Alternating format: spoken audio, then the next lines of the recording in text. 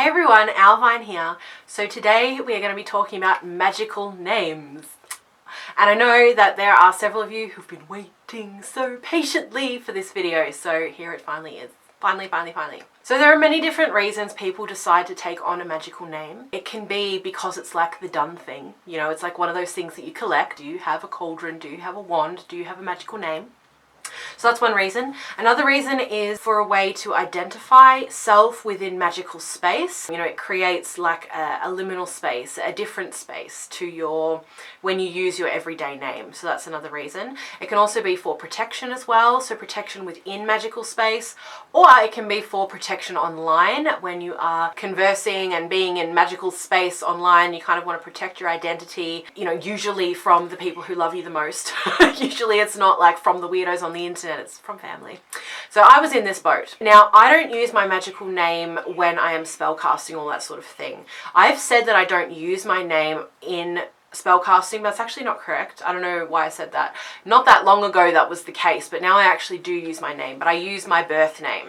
So if I'm carving on a candle or writing something on a piece of paper or whatever, and it's for myself, you know, often I will include my name, and I just do that as my full birth name because that's the name that I identify most strongly with. However, online I will use Owlvine, this other name. So I decided to have this name because I was watching YouTube, I was watching Kellyanne and Anya Auger, and you know, I found, you know, I was finding other people on YouTube, and I decided that I wanted to become involved. I wanted to comment, you know, and all that sort of thing, instead of just like being like completely in the shadows, lurking, you know, finding these people.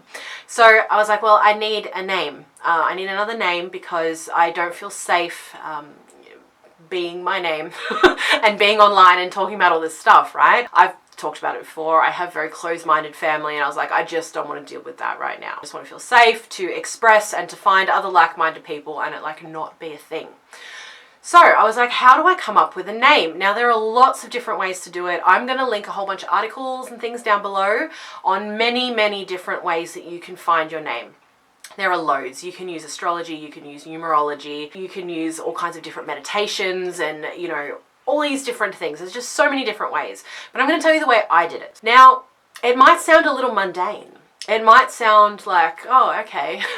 But it was a really wonderful little ritual. And I was looking the other day in my old journals, and I was trying to find my process that I went through, and I can't find it anywhere. And as I think back, I was using like a crappy little notebook, like, you know, just one of those little like just paper cover throwaway notebooks. So I think that I must have gotten rid of it, which is such a shame. You don't realize these things, you know, later on you want to go back and look at this stuff. At the time you're like, it's like whatever. So if you are going through this process, I would recommend keeping it, because in a few years time it might be really fun to look back at, just for your own like little, you know. But I wanted to share with you some of the different things that I came up with, but it is no more. I must have chucked it. I can't find it anywhere. So I have a lot of journals too, and I spent a long time flipping through.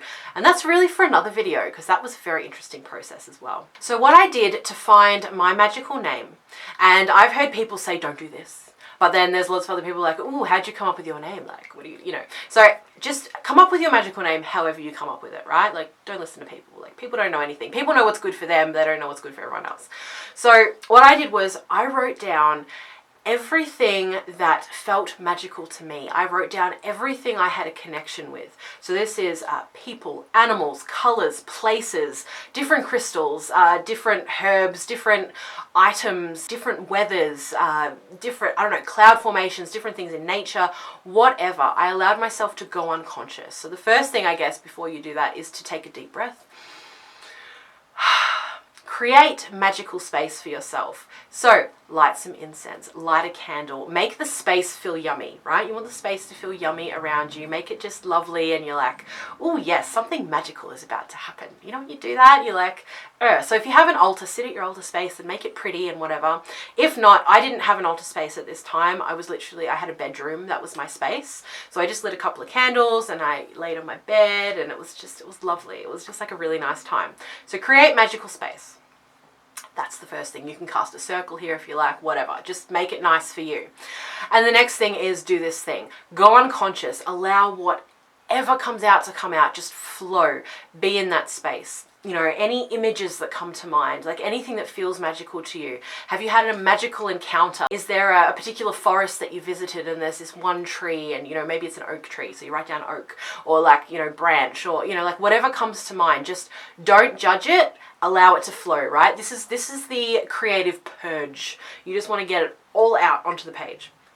So once you feel like you've done this, once you've got like a, you know, it could be a couple of paragraphs, it could be a line or two, it could be like a whole page, it could be more of words. Then what you do is you start putting them together. This is what I did anyway. So I decided that I wanted to have an unusual name. My birth name is quite unusual and I hated it as a kid, but as I got older, I actually quite liked having an unusual name. So I decided I want something a little bit unusual, and I wanted something that sounded like a first and a last name. I wanted a first and a last name. Where I began is I picked out the words that stood out to me the most. So I picked out one word and I picked out another word, and then I put them together. I'm like, do they sound like a name together? And I just played with it like that. So I tried different things out all together. You just go with it as long, you know, as long as it takes, until you feel it resonate and you're like, ooh. And then I wanted to choose a last name, which is why I chose Green originally, and now I just kind of go by Owlvine really. But Green is like the last name, you know, because I just wanted to sound like a real name. So that's how I came to have the name Owlvine Green.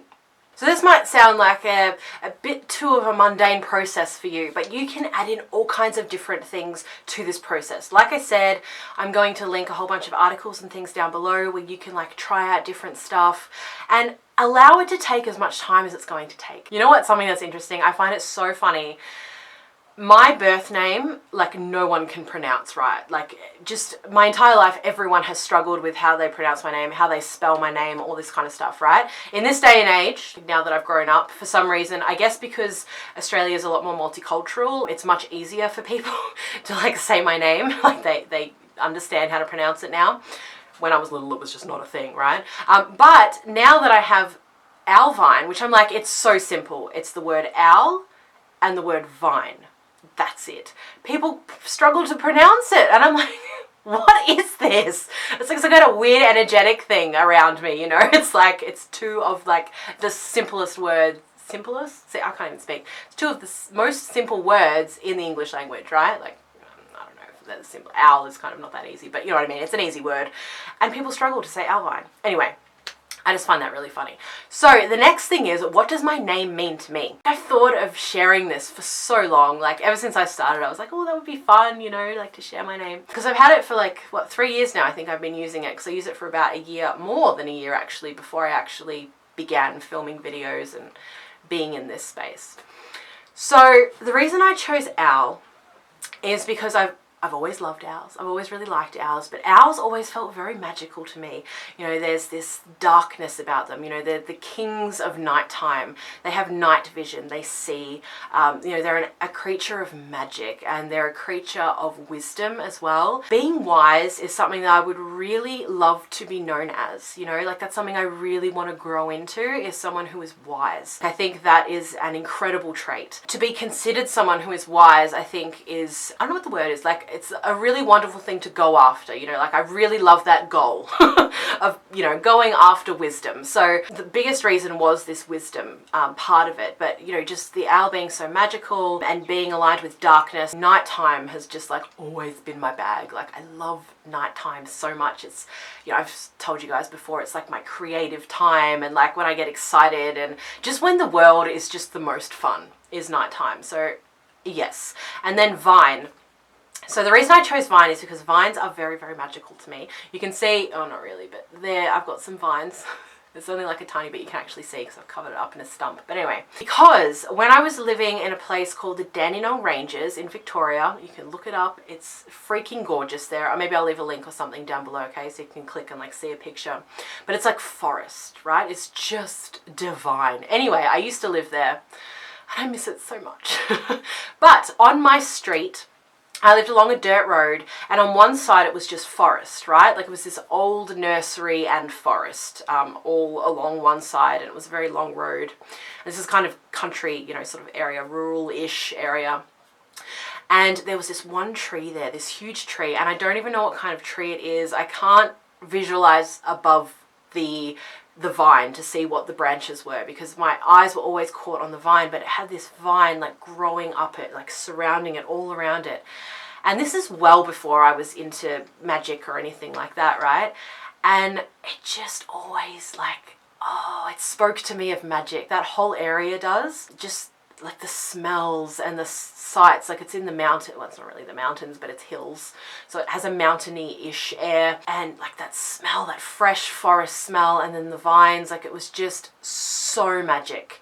So to me, like I absolutely wanted that in my name, you know, because I was just like that is magic to me. So, and I still remember it to this day, like I can see that tree up to the vine part so clearly. Above that, like I said, I wouldn't have a clue. It might have been an oak. I really don't know. I have to go back and see one day. Oh, I miss that tree. So those two things for me, the goal of wisdom and, you know, just absolute magic. That's my first name, Owlvine. And then Green I chose because I wanted a last name. Green sounded best. So I did choose from an audio point of view, so what it sounded like. Some people are like, oh, you shouldn't do that, but like, why not? Like, we can use our senses. Whatever senses you want to use to choose your name is like awesome. And for me, one of them was how it sounded. Did it sound good to me? Did it sound right to me? Did it sound resonant for me? So I chose Green in the end, and Green because all things nature, right? Like I love nature. I've always been a hippie. I always have wanted to live in the country. Many years ago, like when I was like, how old, 10? Younger, 7, I don't know. I would always tell my family, like, I want to live in the country. One day I'm going to live in the country. And my stepdad used to tease me about it and tell me how boring life would be. Now that I've grown up, I'm like, what was this guy on? Like, being in the country is like so much fun.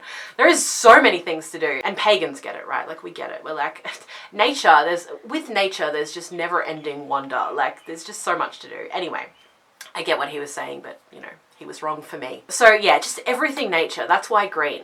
So that's what my name means to me. So I thought I would share that because it's kind of a little bit of fun. That's how I got to my name as well. I'll leave dot points maybe down below on the process because I know that I like ramble and talk around a lot. So I will leave that down below as well as the other links that I mentioned. I think maybe it was just that Dandenong Ranges thing at the moment. Check it out. It's so pretty. Oh my goodness, you guys.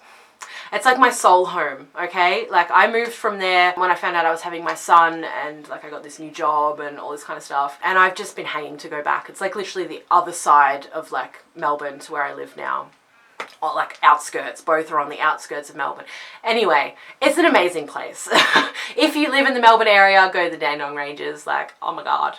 Tell me your stories of the Dandenong Ranges, because like I just love that place so much. I'm such a weirdo. Like, what am I even talking about? All right, I'm gonna go. I hope you enjoyed this magical names video. Let me know how you go. If you already have a magical name, I would love to hear how you use it, what you use it for, if you use it in magic, or you know, what your reasons are for having a magical name. And I would also love to hear what your magical name is. Now, most of you probably already use it in your YouTube names anyway, but I would love to hear what your magical name is and what it means to you, because I think that's the fun part, isn't it? What does your magical name mean to you? Let me know how you go with this exercise. Let me know how you go with choosing your magical name if you haven't done already. I would absolutely love to hear about it because it's fun, right? And I will see you guys in the next video. Wishing you so much love and many blessings. Mwah.